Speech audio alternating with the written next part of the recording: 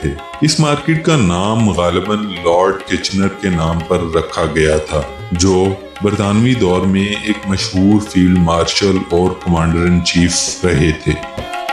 یہ عمارت ہے سینٹ لیوک چرچ کوئٹہ کی۔ یہ تصویر 1910 کی دہائی کی ہے۔ یہ چرچ برطانوی راج کے دوران تعمیر کیا گیا تھا تاکہ برطانوی اور مقامی عیسائی فوجی اور سول عملہ عبادت کر سکے۔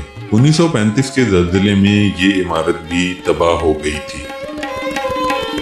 اب چونکہ کوئٹہ برطانوی حکومت کے زیر اثر تھا تو عیسائیت کی تبلیغ کے پیش نظر کوئٹہ میں بہت سے چرچ اس دور میں تعمیر کیے گئے تھے۔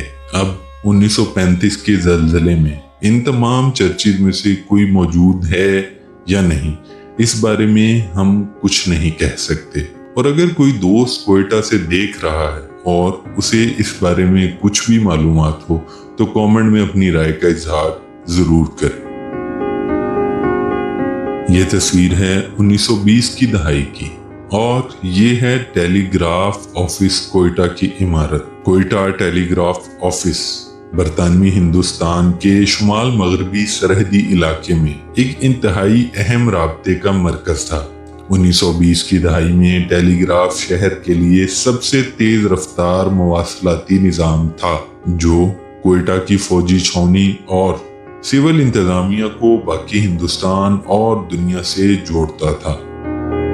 یہ تصویر ہے 1915 کے فری میسن ہال کوئٹہ کی۔ کوئٹہ میں فری میسنری کی تاریخ برطانوی فوجی دستوں کی آمد کے ساتھ ہی شروع ہوئی، کیونکہ یہ تنظیم برطانوی افسروں اور انتظامیہ کے لوگوں میں بہت مقبول تھی۔ پاکستان میں فری میسنری پر پابندی ہے۔ 1970 کی دہائی کے شروع میں فری میسنری کو ایک